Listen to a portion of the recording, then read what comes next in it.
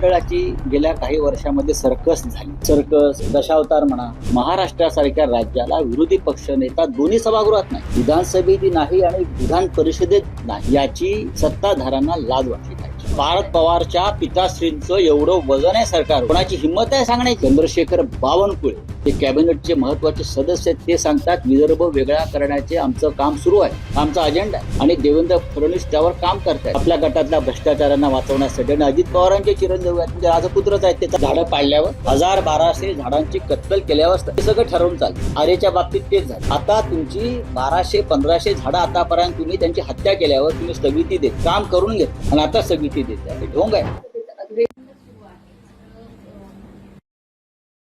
प्रश्न चर्चेला यायला हवे, जे मुद्दे आहेत राज्यामध्ये ते फारसे मांडले जाताना दिसत नाही, अगदी विरोधकांकडनं सुद्धा.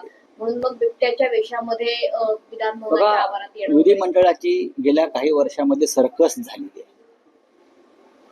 सर्कस, दशावतार म्हणा.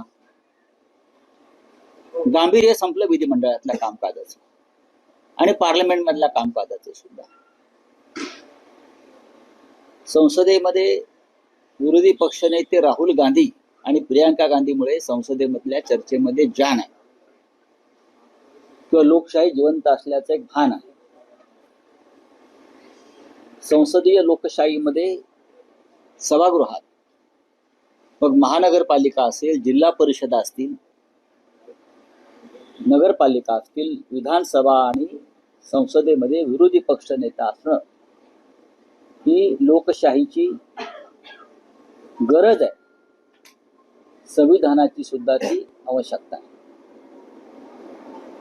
पण गेल्या काही वर्षामध्ये, विशेषतः 10-11 वर्षामध्ये विरोधी पक्षनेता कुठे ठेवायचाच नाही, त्या दृष्टीनं मांडणी करायची निकालांची, हे अमित शहा आणि मोदी यांच्या राजकारणानं ठरवलेलं आहे. मग महाराष्ट्र असेल, दिल्ली असेल, तरीही दिल्लीमध्ये यावेळेला राहुल गांधी यांनी 100 खासदार स्वतःचे आणि आमच्यासह मोठ्या प्रमाणात 240 लोक निवडून आणल्यामुळे विरोधी पक्षनेते पण टाळता आलं नाही. पण विरोधी पक्षनेत्याचा सातत्यानं अपमान कसा करता येईल हे मात्र हे लोक पाहत असतात. महाराष्ट्रासारख्या राज्याला विरोधी पक्षनेता दोन्ही सभागृहात नाही, विधानसभेत नाही आणि विधान परिषदेत नाही, याची सत्ताधाऱ्यांना लाज वाटली पाहिजे. लाज वाटली पाहिजे की विरोधी पक्ष नेत्याशिवाय तुम्ही कामकाज पुढे रेटताय, याचा अर्थ विरोधी पक्ष नेत्याला तुम्ही घाबरता. मग तो शिवसेनेचा असेल, काँग्रेसचा असेल किंवा राष्ट्रवादी काँग्रेस असेल, तुमची सायटी काढली जाते, तुम्हाला प्रश्न विचारले जातात, तुमच्या चुका दाखवल्या जातात. लोकशाहीमध्ये महत्वाचं साधन आहे. पण महाराष्ट्रात देवेंद्र फडणवीसांना आणि केंद्रामध्ये अमित शहा मोदी यांना लोकशाहीचे कोणते संकेत पाळायचे नाही. याआधी सुद्धा संख्याबळ कमी असताना महाराष्ट्रात विरोधी पक्षनेता दोन्ही सभागृहात नेमलेले आहेत. संसदेमध्ये भाजपचे सुद्धा अत्यंत कमी लोक असताना सुद्धा विरोधी पक्षनेता नेमलेला आहे. राहुल गांधी विरोधी पक्षनेता असल्यामुळे भारतीय जनता पक्षाचे जे धिंडवडे निघत आहेत, त्याच्यामुळे अमित शहा पासून सगळे हादरलेले आहेत. वंदे मातरमवरच्या चर्चेमध्ये आपण ते पाहिलं. वंदे मातरमवर चर्चा 150 वर्ष झाली म्हणून जी सुरू केली, त्याच्यामध्ये सगळ्यात बुरखे फाटले ते भारतीय जनता पक्ष आणि त्यांच्या बरोबरच्या ज्या संघटना आहेत, RSS सारखे, त्यांचे बुरखे फाटले. आपण भारतीय स्वातंत्र्य लढ्यात कुठेच नव्हता, तुम्हाला वंदे मातरमचा पुकार करण्याचा अधिकार नाही. मला अशी मागणी आहे पुढल्या अधिवेशनात की महाराष्ट्रात सुद्धा जे आपलं राज्यगान आहे, जय जय महाराष्ट्र माझा, त्याच्यावर चर्चा. म्हणजे महाराष्ट्राच्या लढ्यात, मुंबईच्या लढ्यात, मराठी माणसाच्या लढ्यात कोण कोठे होतं आणि काय करत होतं हा सोक्ष मोक्ष लागेल. महाराष्ट्राच्या लढ्यामध्ये गौतम अडाणी नव्हते. ज्या गौतम अडाणीसाठी मुंबई आणि महाराष्ट्र त्यांच्या पायाशी ठेवण्याचा प्रयत्न मिंदे आणि फडणवीस यांचं सरकार करते, म्हणून चर्चा होऊ द्या जय महाराष्ट्रावर सुद्धा. तर वंदे मातरमवर झाली तर जगात जय महाराष्ट्रावर चर्चा होत्या. म्हणजे महाराष्ट्र कोणाचा आणि महाराष्ट्रासाठी कोणी रक्त सांडलं, कोणी बलिदान केलं, आणि आता हा महाराष्ट्र कसा ओरबडला जातोय, मुंबई कशी लुटली जाते, हे देशाला आणि राज्याला कळू द्या. त्यात काही चुकीचं असं मला वाटत नाही. भारतीय जनता पक्ष महाराष्ट्राच्या मुंबईच्या लढ्यात कुठेच नव्हता आणि आज ते आम्हाला अब्द शिकवत आहेत. त्यांचे मुंबईचे अध्यक्ष काय बोलतायत, रवींद्र चव्हाण काय बोलतात? रवींद्र चव्हाण हे पूर्वाश्रमीचे शिवसैनिक आहेत, त्यांनी तरी थोडं जपून बोललं पाहिजे. महाराष्ट्राच्या प्रश्नावर, मराठी माणसाच्या प्रश्नावर सगळ्यांनी एकत्र आलं पाहिजे. सगळ्यांनी, सत्ताधारी पक्षातले जे मराठी अभिमानी लोक आहेत त्यांनी सुद्धा आमच्या बरोबर आलं पाहिजे. आपले पक्षीय मतभेद असतील, पण आज मुंबई तोडण्याचा प्रयत्न सुरू आहे, विदर्भ तोडण्याचा प्रयत्न सुरू आहे. या राज्याचे प्रमुख मंत्री, महसूल मंत्री चंद्रशेखर बावनकुळे, जे कॅबिनेटचे महत्वाचे सदस्य आहेत, ते सांगतात विदर्भ वेगळा करण्याचे आमचं काम सुरू आहे, हा आमचा अजेंडा आहे.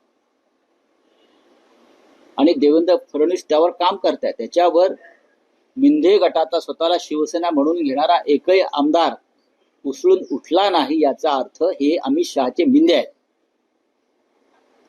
तुमच्या कॅबिनेट मधला एक मंत्री महाराष्ट्र तोडण्याची भाषा करतोय आणि तुम्ही स्वतःला शिवसैनिक म्हणवणारे बर्फाच्या लादीवर बसल्यासारखे बसून हा थंडगार लोळा गोळा होऊन, याचा अर्थ तुम्ही अमित शहाच्या दबावाखाली आहेत आणि अमित शहाचा जो अजेंडा आहे मुंबई आणि विदर्भ तोडण्याचा, त्याला तुम्ही छुपा पाठिंबा देताय, हे स्पष्ट होत आहे.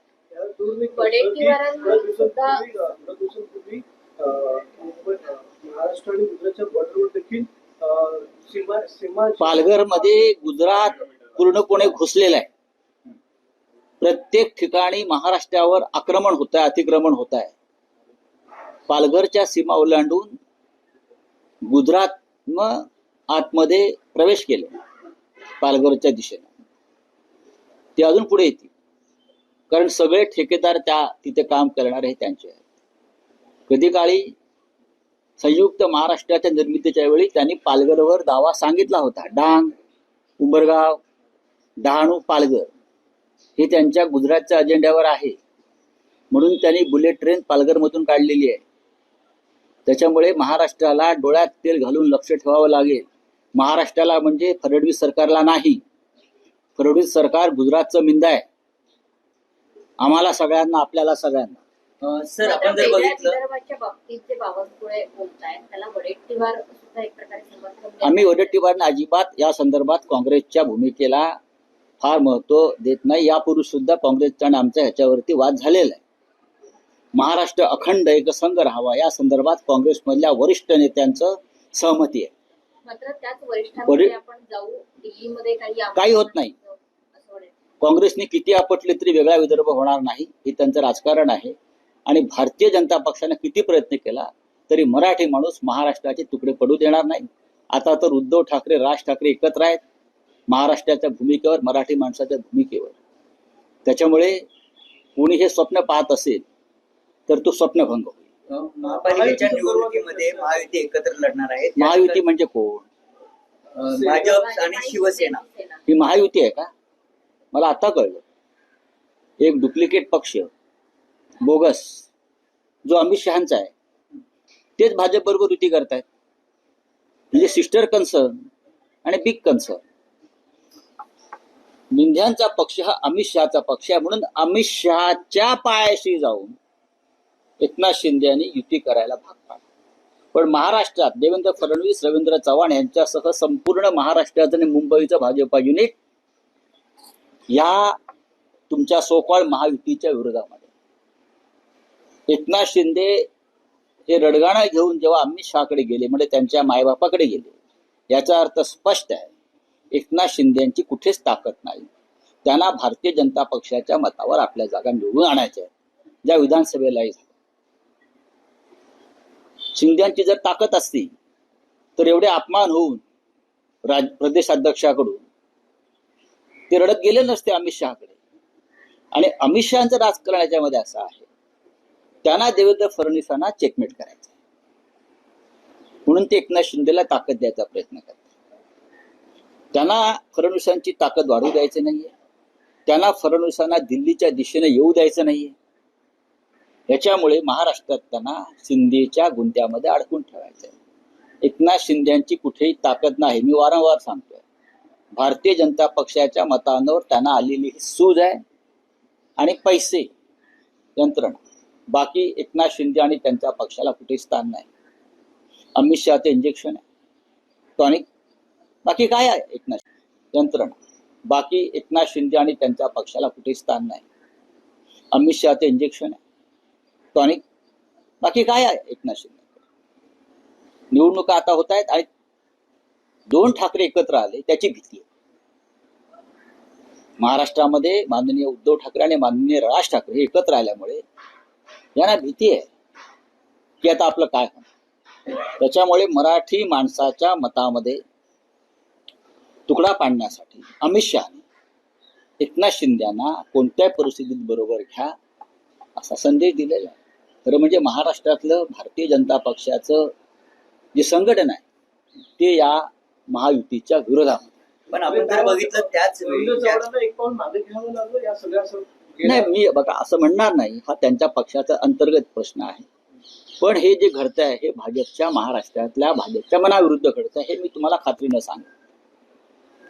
पण त्याच वेळी ज्या ठिकाणी ठाकरेंचे जे नगरसेवक आहेत त्याच ठिकाणी शिंदेचे नगरसेवक त्यांना भाजपने विरोध केला. त्याला बघा, हा त्यांचं काय म्हणणं आहे मला माहित नाही. त्यांनी आमच्या विरुद्ध कोणी उभं करावं, भाजपने उभं राहावं किंवा अमित शहाच्या पक्षाचे जे लोक आहेत मिंदे गट त्यांनी उभं राहावं. कोणाशीही सामना करण्याची आमची तयारी आहे. उद्धव ठाकरे आणि राज ठाकरे याच्यामध्ये सातत्याने चर्चा सुरू आहे. जागा वाटपा संदर्भातल्या बैठकांना एक शेवटच्या टप्प्यात त्या बैठका आणि चर्चा आलेल्या. कुठलं अजित पवार असं म्हणतात की ज्या क्षणी अधिकाऱ्यांकडे ही फाईल आली त्या क्षणी अधिकाऱ्यांनीच सांगायला होतं की याच्यामध्ये अनागोंदी किंवा याच्यामध्ये ताकदवी नाहीये. असं आहे की तुमच्या पार्थ पवारच्या पिताश्रींचं एवढं वजन आहे सरकारवर. कोणाची हिंमत आहे सांगण्याची? कोणाची हिंमत आहे का? जय शहाला कोण मार्गदर्शन करण्याची कोणाची हिंमत आहे का? हा सांगा ना. जय शहा सांगेल तेच कर, तसं पार्थ पवार सांगतील तेच कर. पार्थ पवार एखादं प्रपोजल घेऊन आलेले आहेत. कोणाची हिंमत आहे महसूल खात्यामध्ये, प्रशासनामध्ये? जय शहाने एखादी गोष्ट सांगितली अमित शहाच्या चिरंजीवाने, कोणाची हिंमत आहे? हा पाकिस्तान बरोबर सामना खेळला ना देशाच्या विरोध असताना, जय शहाची इच्छा होती. तसंच आहे बघा. आता फार रंगसफेदी करू नये अजित पवारांनी. गुन्हा केलेला आपल्या पुत्रानं आणि हे हायकोर्टानं सांगितलंय यांना का दूर ठेवलाय का? आता सामोरे जा. मात्र आता पार्थ पवारांनाच वाचवण्यासाठी एक वेगळी शक्कल म्हणा किंवा असे बघा, स्वतः अजित पवारांना वाचवलंय मोदींनी, प्रफुल्ल पटेलना वाचवलंय मोदींनी, हा सगळ्यांनाच वाचवलंय. मुद्रांक महानिरीक्षकांच्या विरोधात जर अपील करायचं असेल तर ते आता महसूल मंत्र्यांकडे करता येणार आहे. ही कायदा दुरुस्ती केलेली आहे. याकरता कोर्टाकडे आधी जावं लागायचं. आता मात्र महसूल मंत्र्यांकडे सुद्धा अपील करता येणार आहे. त्यामुळे पार्थ पवारांना हा आता एक सोपा रस्ता आहे नाही. सोपे रस्ते निर्माण करतात आपल्या गटातल्या भ्रष्टाचारांना वाचवण्यासाठी. आणि अजित पवारांचे चिरंजीव आहेत म्हणजे राजपुत्रच आहेत ते. चला हिंदी में कुछ आहे. झाडं पाडल्यावर 1000-1200 झाडांची कत्तल केल्यावर हे सगळं ठरवून चालतं. आरेच्या बाबतीत तेच झालं. आता तुमची 1200-1500 झाडं आतापर्यंत तुम्ही त्यांची हत्या केल्यावर तुम्ही स्थगिती देताय. काम करून घेतलं आणि आता स्थगिती देताय. हे ढोंग आहे. त्यांचं माझं बोलणं झालं. सगळी महाविकास आघाडी जिथच्या तिथ्या काळजी करू नका. जे काय बातम्या आहेत विलिनीकरण अमुक तमुक त्यात काही तथ्य नाही.